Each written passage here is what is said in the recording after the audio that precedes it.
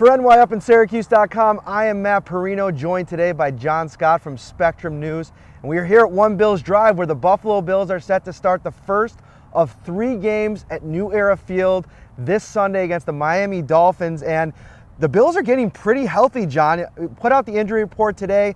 Devin Singletary, Tyler Kroft looking to return. John Brown, who had a little bit of a scare on Wednesday with a groin, he looks good to go.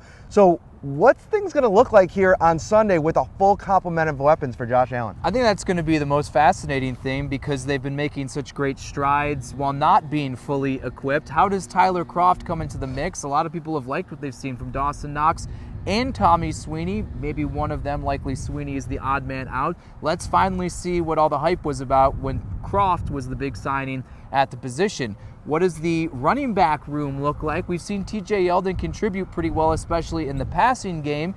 Now you have that home run hitter in Devin Singletary, and we've seen in small sample sizes what he had to do in just his first 2 games in his career. I think it will be exciting, but it will take the pressure, I think, out of every single person because now you kind of slot everyone into what their role was meant to be.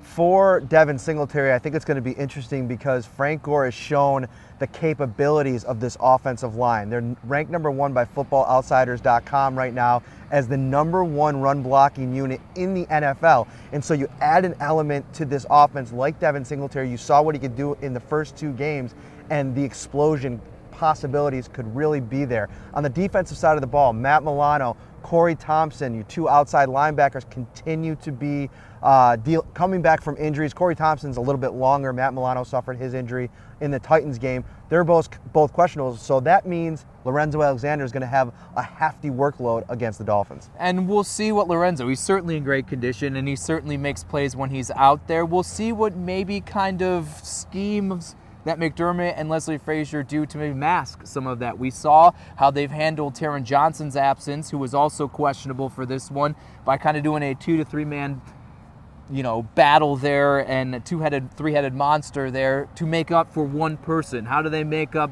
for the loss of Milano, potentially of Milano and Corey Thompson, by maybe trying to scheme other guys in there? We've seen how other guys can be flexible. Position flexibility is the key word for those guys.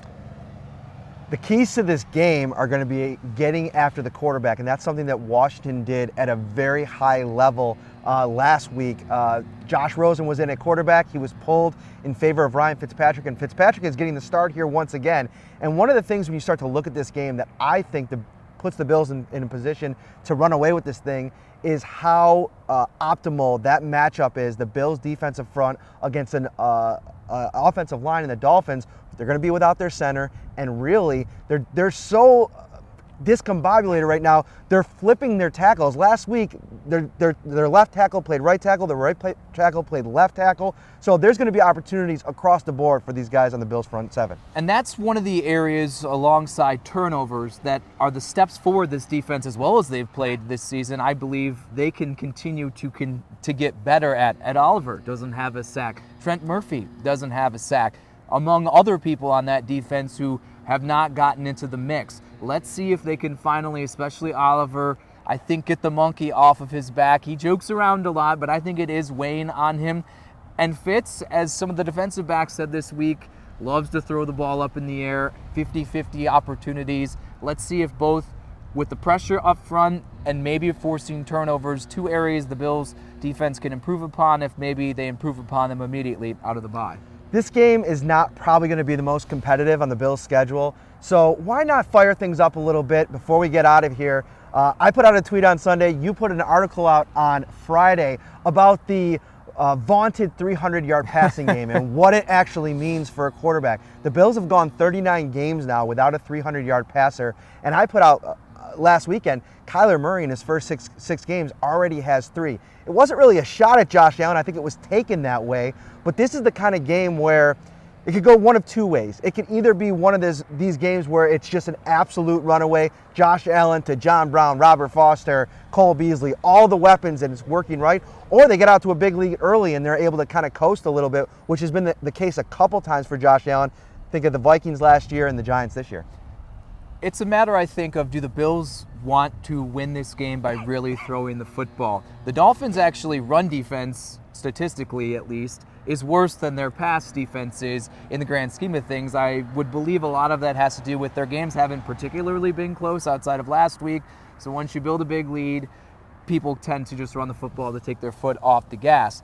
Josh Allen had 210 yards in that Giants game, and then that's what happened. But then they let the Giants back in the game. I want to see the Bills pedal to the metal through the air, now with all of your weapons back, and do it all the way maybe through 3 quarters. Mm-hmm. Do not stop. Let's see what this offense is capable of doing. And yes, when I made the observation that Josh Allen hasn't thrown over 300 yards, it's not a shot that says if he does it, he's going to be a good quarterback, and if he doesn't do it this Sunday or in the next few weeks, he's a flop. There are plenty of people, Marcus Mariota, Eli Manning have thrown for 300 yards this season, Joe Flacco, and I think no one would say that they're very good, 2 of which have been benched.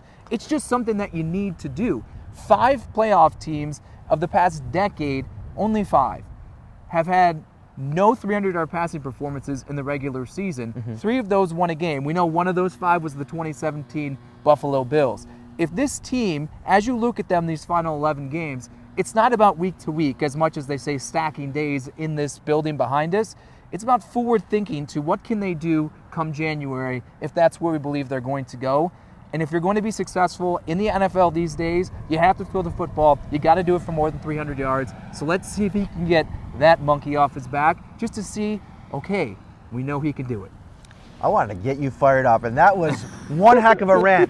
Follow him on Twitter at Jon Scott TV. I'm at Matt Parrino. We will be right back here on Sunday to bring you all of the coverage. Buffalo Bills versus Miami Dolphins. As always, thank you very much. And for all your Buffalo Bills content, keep it locked on to nyupsyracuse.com.